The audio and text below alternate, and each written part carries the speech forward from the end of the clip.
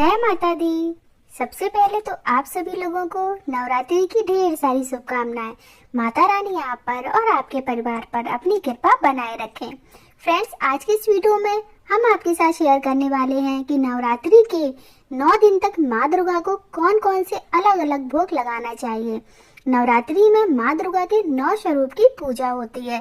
Friends, वैसे तो हर भक्त अपने सामर्थ्य के हिसाब से माता की पूजा करता है, लेकिन नवरात्रि में माँ के 9 रूपों को उनके रूप से हिसाब से ही अलग अलग भोग लगाया जाना चाहिए। ऐसा करने से भक्त को व्रत का दूना फल मिलता है। तो आइए जान लेते हैं नवरात्रि के 9 दिन तक माता को हमें अलग अलग कौन कौन से भोग लगाने हैं। माता का पहला स्वरूप शैलपुत्री की पूजा की जाती है नवरात्रि के पहले दिन, और इस दिन शैलपुत्री को गाय के घी का भोग लगाना चाहिए। गाय का घी का भोग लगा सकते हैं, नहीं तो आप गाय के घी से बनी हुई कोई भी मिठाई का भोग भी लगा सकते हैं। नवरात्रि के दूसरे दिन माँ दुर्गा के द्वितीय स्वरूप देवी ब्रह्मचारी की पूजा की जाती है, और फ्रेंड, इस दिन देवी ब्रह्मचारी को शक्कर का भोग लगाना चाहिए। शक्कर से बनी हुई कोई मिठाई का भोग भी लगा सकते हैं।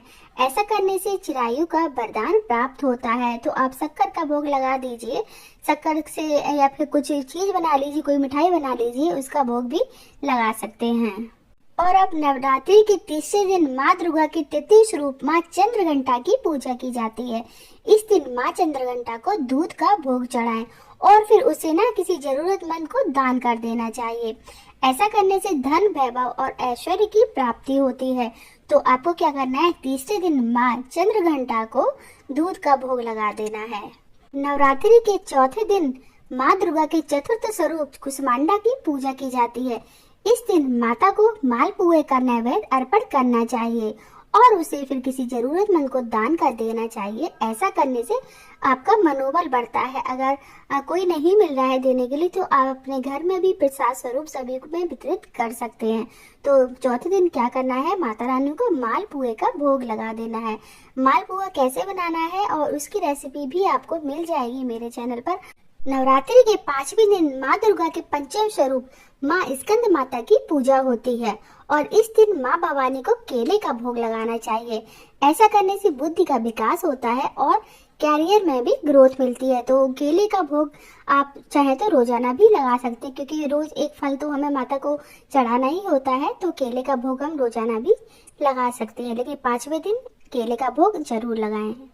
और अब नवरात्रि के 6ठे दिन माँ दुर्गा के षष्ठम स्वरूप कात्यायनी की पूजा होती है। इस दिन माँ कात्यायनी को शहद का भोग लगाना चाहिए। ऐसा करने से सौंदर्य की प्राप्ति होती है और घर से नकारात्मक ऊर्जा दूर होती है।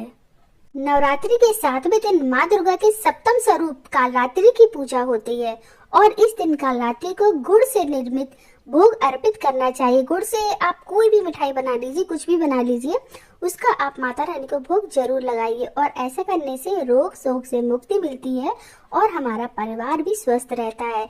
तो आप से ऐसे ही गुड़ का भी भोग लगा सकते हैं, नहीं तो आप गुड़ से कुछ भी मीठा बनाकर भोग भी लगा सकते हैं।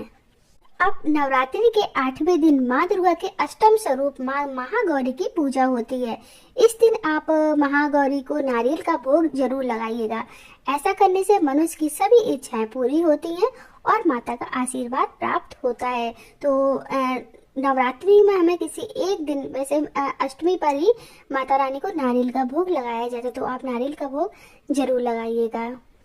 अब आ गया है नवरात्रि का 9वां दिन, जिसका हम सभी लोगों को इंतजार होता है ना। नवरात्रि के 9 दिन माँ दुर्गा के 9वें स्वरूप सिद्धिदात्री की पूजा की जाती है, और इस दिन माँ भवानी को घर से बने हुए हलवा पूड़ी और खीर का भोग लगाया जाता है। कंजक की जाती है, हलवा पूड़ी खीर का, चने का भोग लगाया जाता है ना। ऐसा करने से ना मनुष्य के जीवन में सुख शांति मिलती है। कंजक अपने घर में नवरात्रि में जरूर खिलाना चाहिए, और हलवा पूड़ी चने का भोग तो सभी लोगों को पसंद होता है, जो कि माता रानी का भोग जब लगता है ना, तो फिर सभी लोग खाना उसको बहुत पसंद करते हैं। तो इसलिए माता रानी को 9वें दिन हमें हलवा पूड़ी खीर का, चने का भोग जरूर लगाना चाहिए। तो फ्रेंड, इस तरह से हमें नवरात्रि के 9 दिन तक माता रानी को अलग अलग भोग अर्पित करना है। सारे भोग मैंने आपको बता दिए, कौन से दिन हमें कौन सी माता को कौन सा भोग लगाना है। उम्मीद करती हूँ दोस्तों आज का वीडियो आपको पसंद आया। और फ्रेंड्स, वीडियो पसंद आया तो प्लीज ज्यादा से ज्यादा शेयर करिएगा अपनी फैमिली अपने फ्रेंड्स के साथ। जल्दी मिलते हैं आपसे, तब तक के लिए जय माता दी। आप लोग भी जय माता दी जरूर लिखें।